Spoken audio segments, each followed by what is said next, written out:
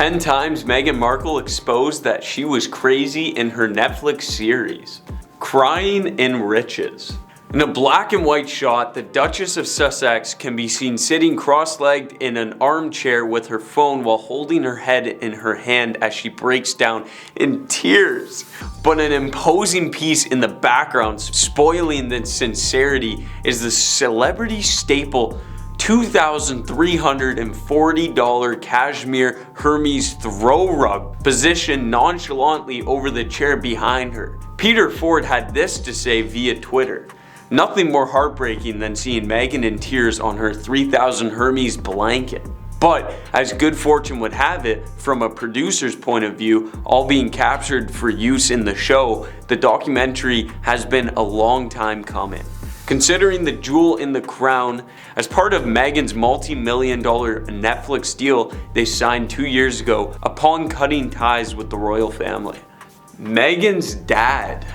Meghan Markle's father has come forward denying claims about him aired in the Sussex's bombshell Netflix documentary. Meghan, 41, said in the first installment of the Tell-All series that she attempted to contact Thomas Markle multiple times in the lead-up to her 2018 royal wedding with Prince Harry. After it emerged, he had staged paparazzi photos for money.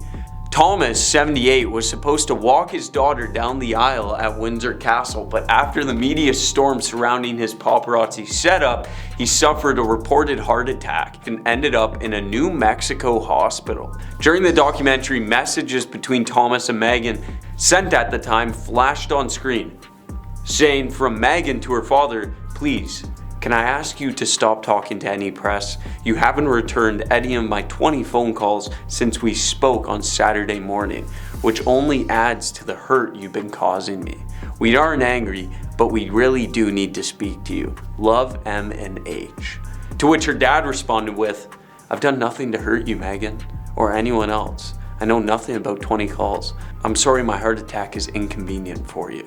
This response led Meghan to conclude his phone has been compromised. However, Thomas, who is recovering from a stroke he suffered in May, has since told the Daily Mail he was in fact behind the text in question. "I wrote every word I sent from that phone, which is still in my possession." Told the publications, "For her to claim that my phone was compromised is simply not true. I wrote that text as I lay in a hospital bed after having had 2 heart attacks and having stents put in. I wasn't angry, I was in the hospital. They never once asked me how I was doing. When I got their message, I was upset. I thought I didn't deserve those messages." Meghan Markle has been slammed online for mocking having to curtsy to the late Queen in the controversial new Netflix show.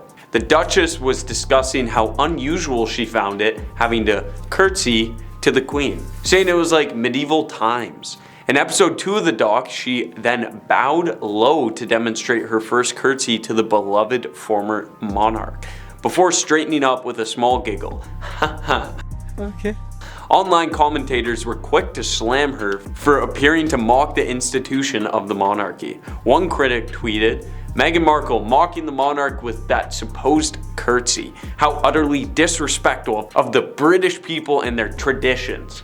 Another seethed, "Meghan Markle mocks the respect of a curtsy for our beloved queen, mocks the traditions of the monarch and the UK, and finds herself adorable while doing it." A third fumed, "The worst part is Meghan mocking having to curtsy to the queen, and that stupid mocking voice she used after. Most people will be offended by her mockery of an old beloved woman." However, others defended Meghan and said that the scene was hilarious. One commentator said, "The curtsy part was so funny to me, watching Meghan do that deep bow in Harry's face. I say let's all live, laugh, love like the floor mat in every Karen's house." What do you want from me? Puppy filter. Royals are just like the rest of us, browsing social media such as Instagram in their free time. Prince Harry was doing just this when he encountered a video of a mutual friend chatting with Markle, an actress whose credits included legal drama series Suits 2011 to 2019. A filter had been applied, giving her dog ears. That was the first thing I saw. I was like, who is that? Prince Harry says in the first episode in the new series, he then asked his friends to introduce them. Now, that does not show that she was crazy, nor do I think she is, but I will say I've ran into my fair share of doggy filter girls, and sometimes the shoe fits. Crying on demand. Meghan revealed how she honed the acting ability to turn on fake tears. In a 2014 video filmed at Soho House in Toronto, where her legal drama Suits was made, shows Meghan boasting that she can shed a tear for the camera in 3 seconds, uno dos trois. Asked by someone behind the camera if she can make herself cry, Meghan said, "Oh, I can do that so well. Oh my god, it's crazy." They're like, "Meghan, one tear, left eye go." She adds, "Give me 3 seconds." Social media users are asking whether Meghan's distress in the Netflix teaser is real. One Twitter user wrote, "I swear Meghan asked her magic mirror who is the fairest of them all, and it said Kate, so she lost her S word." Footballer Jack Barrett of Worth Warwick simply wrote, "Crocodile tears." Royal fan and retired nurse Bernadette Sasson told Twitter, is an actress. Not a great one, just passable, but she can make herself cry at the drop of a hat." Piers Morgan. British podcaster Piers Morgan was very vocal when it came to accusing Harry and Meghan of lying.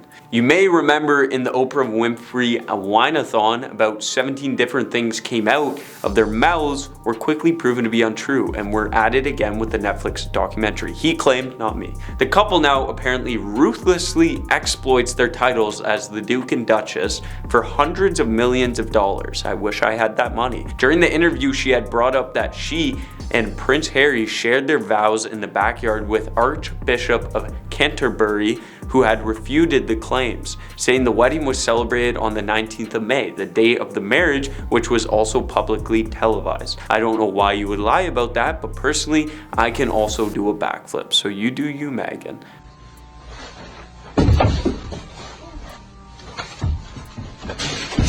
Privacy. After vocalizing concerns over needing privacy as a royal, many people seem to feel as if it was an unreasonable demand for Meghan, especially during all the controversies, all while including an inside look on their lives as royals, which is to be featured with never before seen pictures of the family. Afterwards, Meghan tried to reiterate her feeling of needing privacy and how it's a basic human right. I agree, Meghan, it is a basic human right. Too bad pigeons aren't real. She stated how she should be able to share parts of her life in her control, not in the media's control. Piers Morgan had more to say about the trailer, saying, "Imagine bleeding about privacy, then doing a kiss and tell reality series about your private life. Then imagine preaching compassion as you trash your family again. Then imagine releasing the first trailer deliberately to ruin your brother's big trip to America. Repulsive hypocrites," says Piers. I say, staff backlash. A source told a British paper that palace insiders were seething with rage at allegations made in the forthcoming docuseries. The trailer was also slammed by online trolls who call the series hypocritical. In a conversation with Sky News Australia Paul Murray, Meghan Kelly mentioned her perspective on the bullying allegations and how they were coming out from abandonment of her friends and family.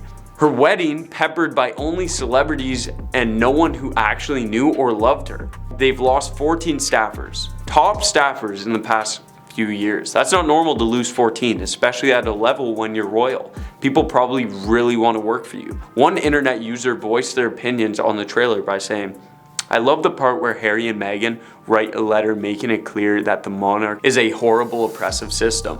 One user mused, "Right before signing their letter, the Duke and Duchess, this outrage has caused former employees to voice their frustration with NDAs and limit them from saying anything about the lies in the Netflix docuseries." One of the palace staffers said she knows we can't financially protect ourselves by going to court, so she keeps pushing. It's all a game for her, and she's loving it, they said. "I certainly have chosen to remain silent out of respect to the crown. But if they keep attacking us or our character's reputation, etc., we need to feel we are equally supported by the royal family." Fake photos like everybody on Instagram nowadays. I see you with your Photoshop. A photograph used showing press bombarding a car with a follow-up image of Meghan wiping tears from her eyes to emphasize a point of Meghan being bombarded by photographers. Viewers noticed that the picture is used from Trump's former lawyer, Michael Cohen, in that vehicle. Host of the Meghan Kelly show, Kelly, had a lot to say about the series as well. There are at least 3 other shots in the trailer of them getting mobbed by press, which had absolutely nothing to do with them, she said. Photoshop is a utility nowadays. Without it, I wouldn't have Tinder. Let's be honest though, is this lying or just good marketing campaign? More fake photos. Another one of the pictures that used to show Harry and Meghan hounded by the press in the trailer was actually taken at a film premiere 5 years before they had ever met. Piers Morgan exposed a paparazzi photo used in the trailer was actually from a Harry Potter premiere and not of photographers following the couple in their private lives. They already tell yet another lie in the first trailer with the Harry Potter paparazzi shot, Morgan wrote. It is understood that no member of the royal family attended the premiere. Instead, the photos appear first under search result for paparazzi. 2 words. Marketing. It's simple marketing. Hate Meghan for it, but these photos, fake or real, they're being discussed. And any publicity is good. She's winning even by me making this video right now. Oprah. Because the royals usually have a policy of not speaking on sensitive issues to the press, it was a huge deal that Harry and Meghan talked so candidly to Oprah Winfrey. They opened up about everything from the Kate Middleton feud to the time Meghan was allegedly denied mental health help. The couple even claimed that one of the royals made racist comments about Archie's skin. The situation brought the royals in a negative light. What do you think of the interview? Awkward exchange with the royal aide. Miscommunication part 2. I understand a majority of people show dislike towards Meghan, but being a royal comes with a lot of rules that can be difficult to keep track of.